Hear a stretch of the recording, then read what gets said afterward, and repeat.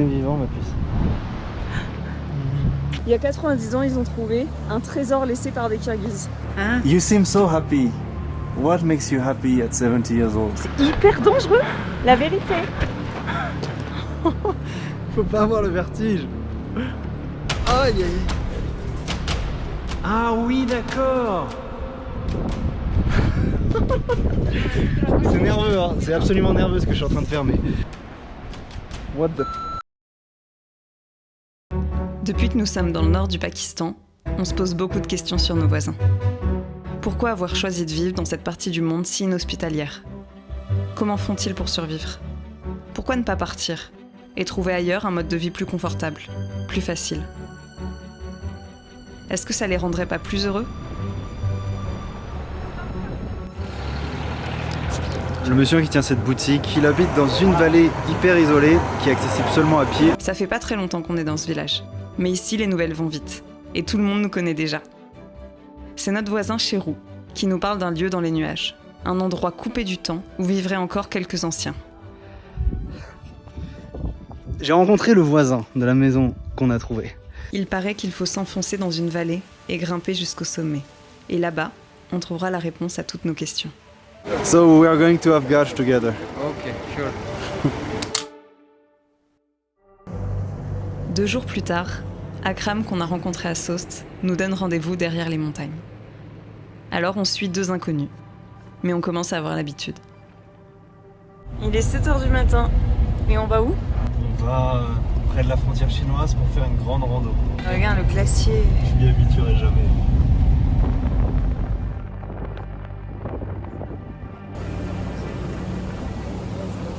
Shabash, shabash, thank you. La grosse baleine est tout aussi à l'aise sur les toits du monde que dans les déserts du sud Pakistan.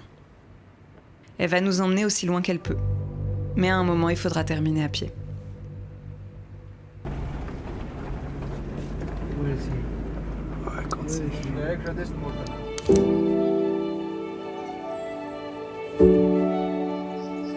Jamalabad, c'est le point de départ de notre expédition.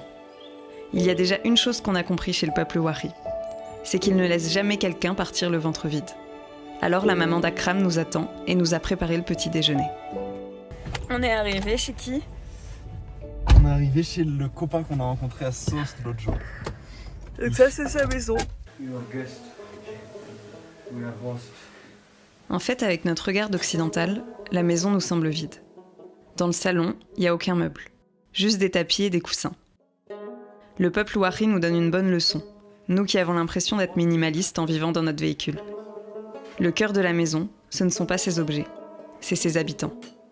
Car ici, recevoir c'est plus qu'un art, c'est un acte du cœur.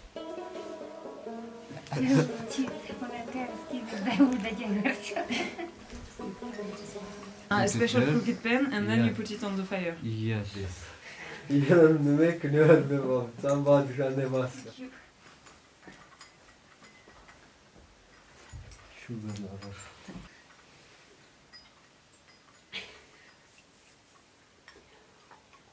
fait pas très beau, du coup, un bon chai bien chaud, ça réchauffe. Salam alaikum. Désolé. On a été accueillis par un des amis de Sherbaz qu'on a rencontré à Sost il y a quelques jours. Et gentiment, il nous a proposé de nous emmener dans cette vallée isolée. On finit le petit-déj et on est parti.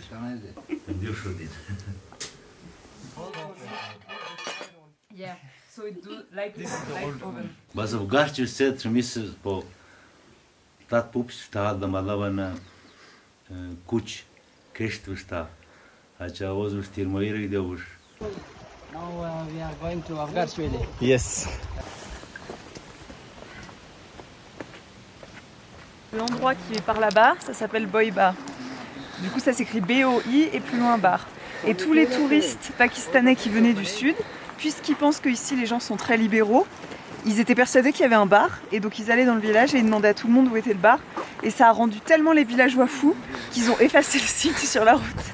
Donc maintenant il n'y a plus de signe pour Boibar. Ça y est, on est parti pour la rando. Il fait bien froid. Et j'ai pris 3 tasses de thé. Alors je suis au taquet. Nous quittons le village de Jamalabad. L'oasis de verdure est désormais dans notre dos. Et face à nous, les murs de roche, les pics de glace qui montent ainsi jusqu'au Tibet. Nous remontons la rivière, et à sa source se trouve le glacier. C'est la fonte de cette glace qui offre au peuple Wari leur ressource la plus précieuse. Ses grands-parents, ils vivent au village depuis hyper longtemps. Il y a 90 ans, ils ont trouvé un trésor laissé par des Kirghizes. Ils ont trouvé de l'or, des pièces d'or, et mais ça devait valoir des millions. Ils l'ont ramené, mais il y a quelqu'un du village qui les a balancés au Mir, qui est le roi de Hunza. Le roi de Hunza est venu chez eux, a pris le trésor, et en compensation, il leur a donné plein de terres, mais dans le village, tu vois, des terres qui aujourd'hui, vu qu'il n'y a même plus de route, elles valent rien ces terres-là. Et le roi s'est barré avec le trésor des Kirghizes. Mais imagine, ils ont trouvé un trésor, des pièces d'or de 800 ans dans la montagne.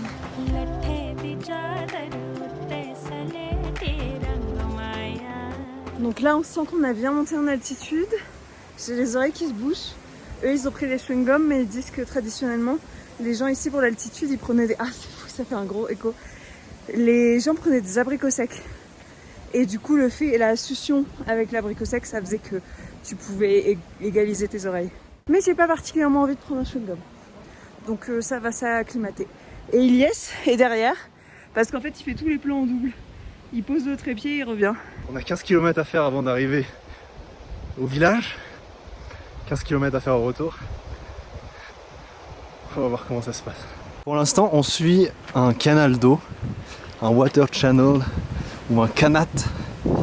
Et ce canal, c'est de l'eau du glacier, le glacier de Boiber, qui va alimenter tous les champs et aussi les robinets. Plus on marche, plus on se rend compte que les maisons, les jardins, les potagers sont superficiels. Une création des peuples d'ici, pour rendre la vie un peu plus facile, et surtout moins austère. Car là où nous marchons, on ne voit que de la pierre, des éboulements et de l'eau glaciale.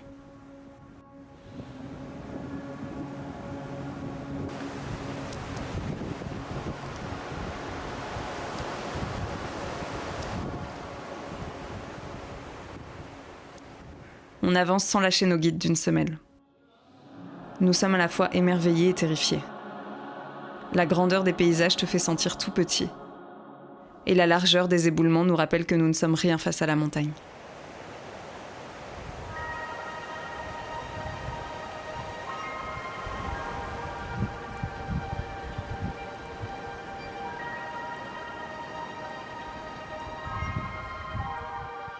On aimerait ne pas être seul.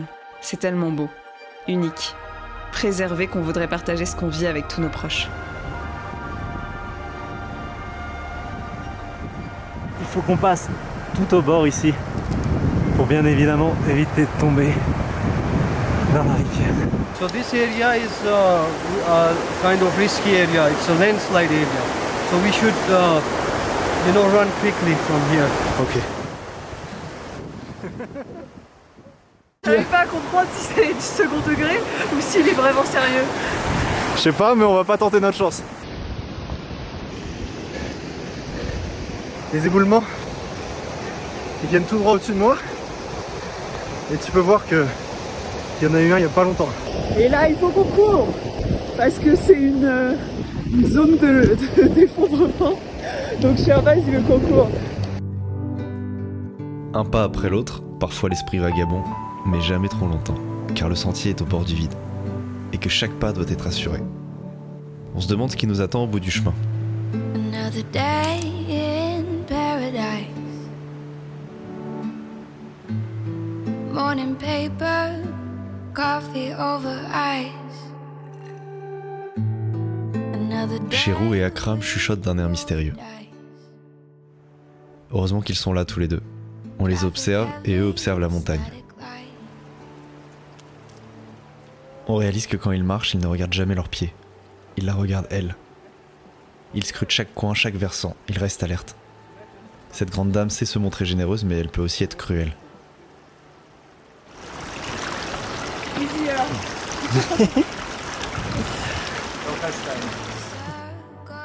Alors les yeux plissés, ils montent la garde, à l'affût du moindre mouvement, que ce soit pour croiser quelques animaux sauvages ou le début d'un éboulement. Donc là, on va passer un pont. C'est le seul pont qui a survécu quand il y a eu la crue de la rivière. Mais on peut voir déjà que là, ça a été un peu détruit. Regarde. C'est pas le pont en meilleur état. Ce genre de trek, c'est un rappel constant que c'est la montagne qui décide, quoi. Dans les années 2000, ils avaient réussi à construire une route, une piste étroite pour les petits 4x4. Quelques années plus tard, le glacier a eu je sais pas c'est quoi le terme en français, mais c'est comme s'il avait explosé. Et ce qui fait qu'il y a eu une montée des eaux partout dans la vallée. Je peux te dire que la route et les ponts se sont fait emporter très rapidement. Et depuis, ils n'ont pas reconstruit de route. Pour accéder à ce village, il faut y aller à pied. C'est une grosse dose d'humilité, je trouve, de venir ici, parce que tu te rends compte à quel point l'homme essaie de bricoler des petites choses pour survivre dans les montagnes, mais qu'il y a des moments où la nature te rappelle c'est qui le boss.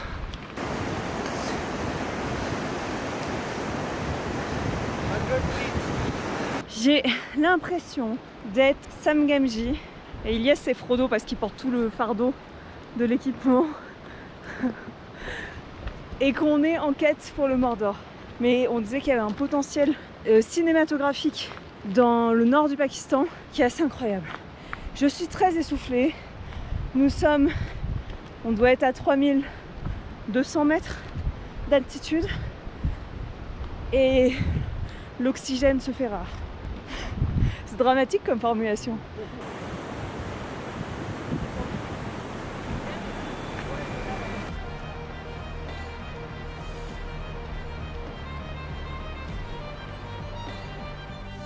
On s'enfonce de plus en plus. La gorge se resserre et grimpe. On commence à ressentir le manque d'oxygène. D'abord avec le souffle, puis dans l'esprit. Tout devient plus flou. L'équilibre un concept et le mal de tête un fait accompli. Nous grimpons les derniers kilomètres. On a du mal à imaginer qu'il puisse y avoir quelque chose là-haut. Un ibex, c'est quoi? Une sorte de gros chamois. C'est une chef des montagnes, quoi. Chef des montagnes. Très gros. Ils sont trop drôles parce qu'en fait, on cherche les ibex. Et du coup, il y en a un qui a pris le flanc gauche de la montagne et l'autre qui a pris le flanc droit. Et ils sont hyper attentifs. Ils regardent tous les détails jusqu'à ce qu'on en trouve un. L'ibex de l'Himalaya vit dans les plus hauts sommets du monde, entre 3600 et 5000 mètres d'altitude. Nous on se demande comment il arrive à évoluer dans cet environnement. La légende raconte que les ibex ont une force magnétique dans les sabots, ce qui leur permettrait de tenir sur la roche. Depuis plusieurs années, ils en voient de moins en moins. Et les chasseurs du monde entier viennent pour en faire un trophée. Il y a des endroits, c'est quand même très, très escarpé. Et en fait, les montagnes, elles sont tellement friables que tu te dis à n'importe quel moment, il y a un petit caillou qui peut te tomber sur la tête.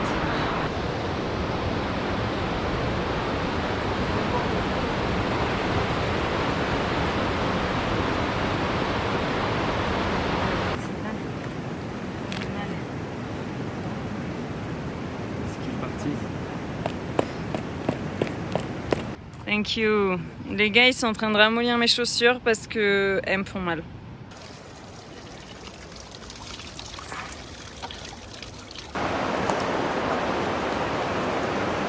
On est presque arrivé au village, n'est-ce pas?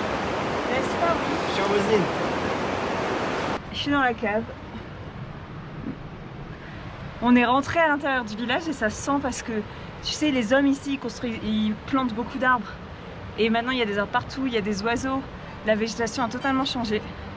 C'était pas si long finalement. Puis on le voit. Non, pour être exact, on le sent. L'odeur de l'herbe fraîche, le chant des oiseaux.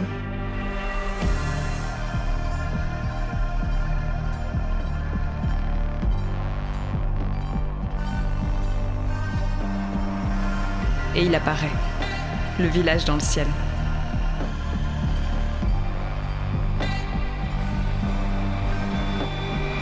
On est arrivé au village et c'est magnifique.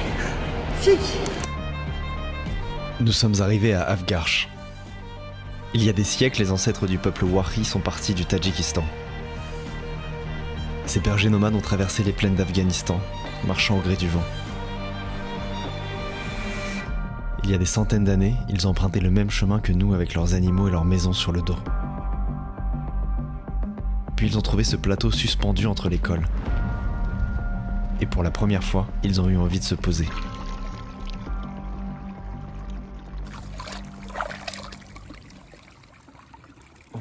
Il y a une vieille maison qui est juste là. On est arrivé dans le village d'Afgarsh. C'est un plateau à 3500 mètres d'altitude, rempli de verdure.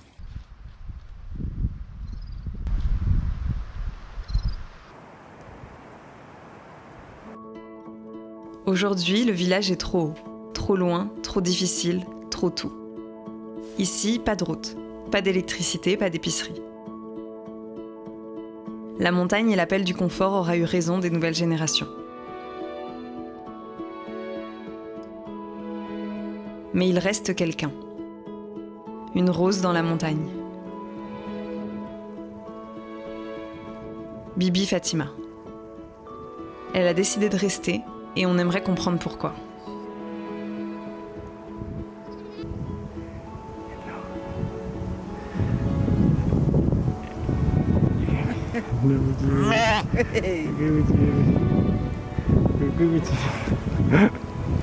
Basa. Shovosh. Mashallah, beautiful. Bastar. Baltar. Ah. Come.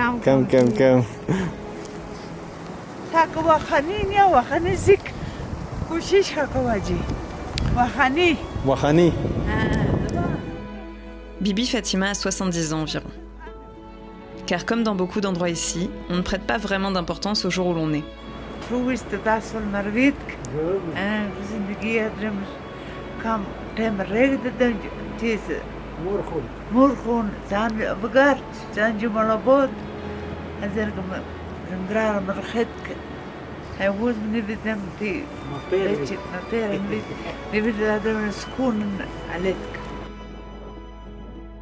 La montagne a tiré ses traits, mais elle garde une agilité stupéfiante.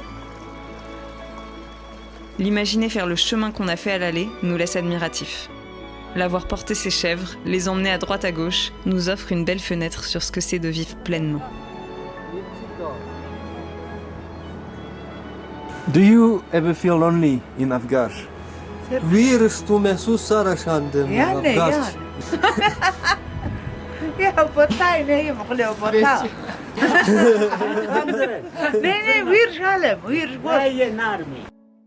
Notre première pensée, c'est elle est trop vieille. C'est une vie trop dure pour elle.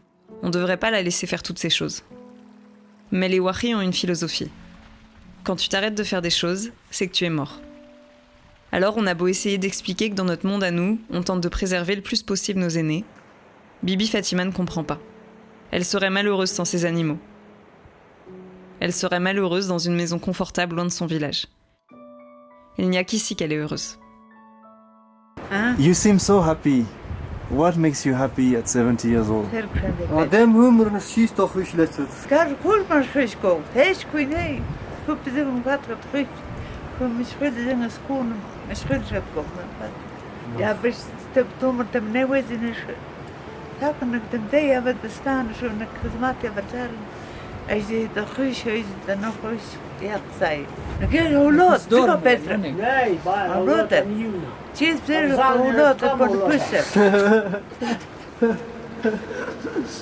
Bye bye, Allah Hafiz, bye bye. Thank you, sir. Shobosh. Thank you. Allah Hafiz, bye bye. What are you looking for? I'm looking for some ibex. Okay, let me know if you find some. Okay.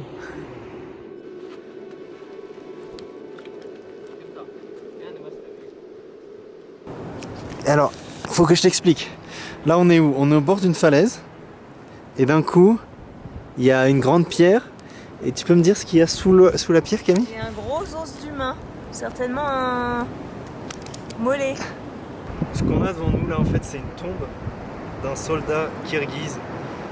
Ce qu'on nous a expliqué, c'est que les Kirghizes, quand le village a été fondé il y a 800 ans, très rapidement, des gens du Kirghizistan sont venus pour piller. Parfois, ils étaient vainqueurs, parfois ils étaient battus par les gens d'Afgarsh parce qu'ici il y a 2 forts. Les soldats kirghizes qui ont été tués, ils ont été enterrés autour des forts et ici au bord de la falaise. L'histoire n'a jamais été écrite. Il faut savoir que le langage Wahri n'a pas d'alphabet, Donc ce sont que des histoires orales. Et pourtant, depuis qu'on est arrivé, on arrive à nous décrire le village depuis 800 ans. Je trouve ça formidable. Mostly Wakis live in 4 countries, Pakistan, Tajikistan, Afghanistan and China. On est arrivé dans le cœur historique du village, qui est lui-même un lieu historique. Akram, il m'a expliqué que derrière moi, il y a une tour. Cette tour, elle a été construite dans un but de défendre ce village. Et ils ont construit ces murs, qui sont encore debout aujourd'hui, qui ont 800 ans. Il faut se dire que tout a été construit ici avec les matériaux locaux et que tout est encore debout. C'est incroyable, c'est un voyage dans le temps. This is about 800 years old. C'est-à-dire qu'il y a des gens, il y a 800 ans, qui ont utilisé leurs outils pour créer ce genre de motif. Il faut que je te montre à quoi ça ressemble à l'intérieur. La mosquée, elle doit pas faire plus de 6 mètres carrés. Le sol, c'est de la terre. Les murs, c'est de la terre et du bois. Au-dessus de nous, on a une décoration sur le plafond qui représente 5 fenêtres qui forment des étoiles. Ça a une signification symbolique pour les musulmans et les ismaélites. And they have used just 3 or 4 tools. Nothing like Bien. Et c'est incroyable de se dire qu'elle a survécu 800 ans. Apparemment, c'est ce type d'architecture qui permet aux bâtiments de survivre aussi longtemps, mais aussi de résister aux tremblements de terre. Évidemment, dans une zone montagneuse comme ici, on peut s'imaginer qu'en 800 ans, il y a eu des tremblements de terre. It looks like our village, Yarzich. On arrive à côté d'un arbre qui est sacré dans le village. So this is like considered a sacred tree. This place was like a juniper forest. So when the Kyrgyz attacked, so our people ran from their homes and hid in this forest. So the Kyrgyz burned down all the forest. This is the only tree which survived. This didn't burn. So people thought this is sacred. Hello, Mr. Ibex. Where were you in the mountains? We were looking for you. On vient d'arriver dans une maison, c'est la maison du cousin d'Akram. He came as a chief minister of Punjab. And then with the tea. Thank you, sir. On fait une pause bien méritée. On est dans une des maisons de son cousin. C'est tout simple, mais tu sens qu'il y a tout ce qu'il faut pour vivre ici. Surtout un poêle, des ustensiles de cuisine et de la bonne compagnie. Alors on se réchauffe, on mange pour avoir l'énergie pour faire tout le chemin retour parce qu'il faut qu'on rentre avant la nuit. Organic salt. This is organic salt. Alors ça, c'est du sel d'Himalaya. Ils prennent pas leur thé sucré, ils prennent leur thé salé. Donc ils prennent le bout de sel, ils trempent dedans, ils reposent le sel.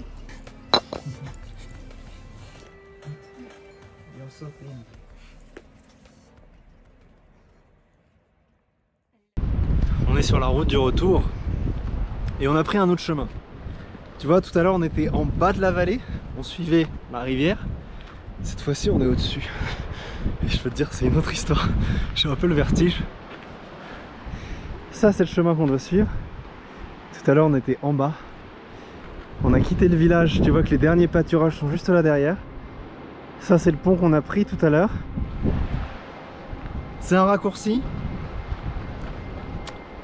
Un raccourci comme on les aime.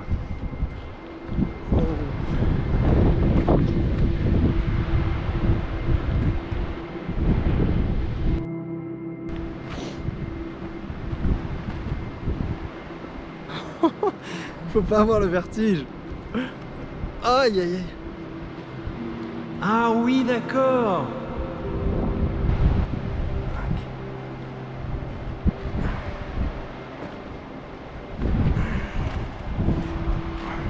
Is it okay for you? Okay.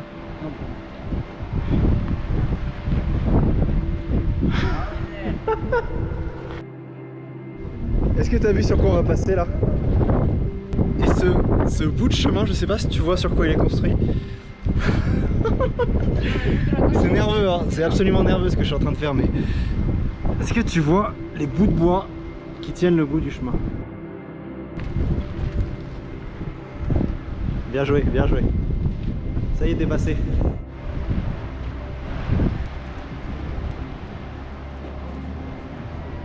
What the...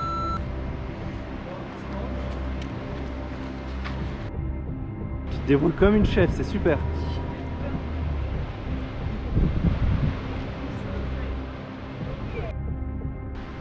Let's do it.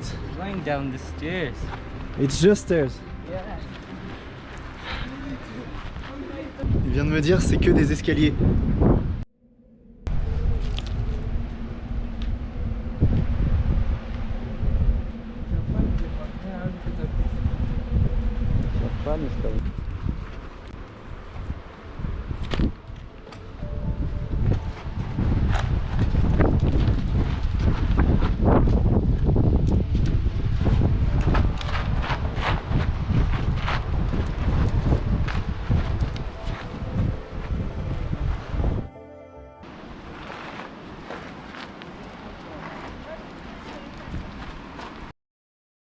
J'ai trop peur, ça fait hyper peur. J'ai tout fait sur les fesses, mais Iliès, c'est un des pires trucs que j'ai fait de ma vie. J'ai cru que j'allais mourir. C'est hyper dangereux, la vérité. Regarde comment je descends. Regarde lui comment il descend. Il y en a qui sont en train de dévaler en courant, et il y en a d'autres qui sont à moitié à quatre pattes. Je te laisse deviner qui fait quoi.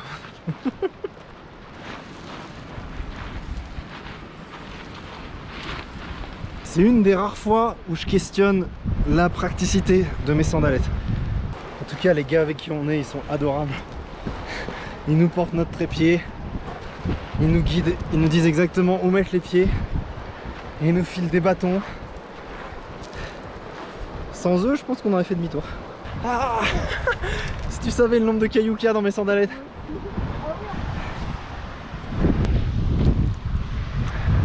Mes jambes tremblent.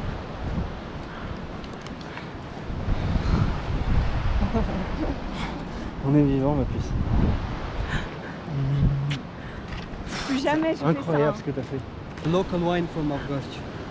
Let me taste. It's very hard. C'est du jus de mangue. Hein. C'est du jus de mangue. On est arrivé de tout là-haut. On est arrivé d'ici, on est descendu par là. Je crois qu'on aura vraiment une journée parfaite. Parce que du coup, il n'y a pas eu de soleil, donc il n'a pas fait trop chaud. Et là, le soleil qui revient en fin de journée, avec la brume des montagnes. J'ai rarement vu quelque chose d'aussi joli. To get what? It's like a sheep or something. Faut que t'imagines que la mamie et le papy qu'on a vu là-haut, ils ont 70 ans, ils font la route avec leur chef. Genre, regarde le chemin. C'est la fin de cette rando bientôt, qui nous a pris tellement de temps parce qu'il faut faire le drone, il faut faire les plans, il faut faire les machins, il faut descendre des ravins. J'ai mal aux pieds, mais je me plains pas parce que c'était très beau.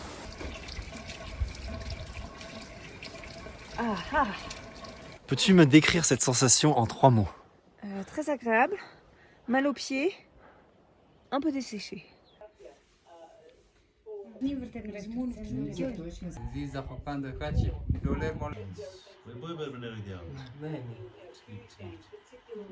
Et là maintenant il monte la vidéo où je descends le canyon sur les fesses à tout le monde.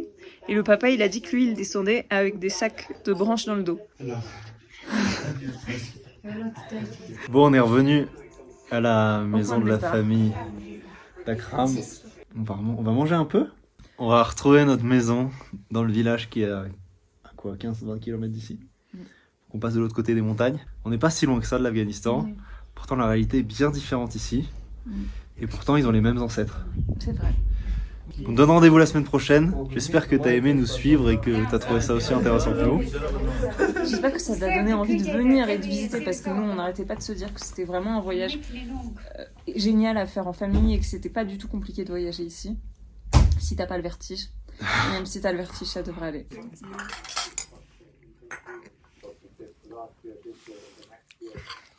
Avant de te quitter, je veux te montrer le repas qu'on est en train de manger. C'est un repas traditionnel wahri, ça s'appelle molida.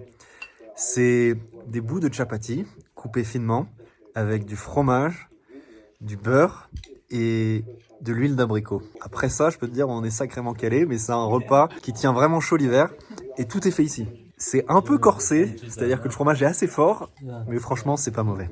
Délicieux, hyper bon. C'est chaud. Donc c'est comme si tu mangeais du fromage chaud, c'est hyper réconfortant.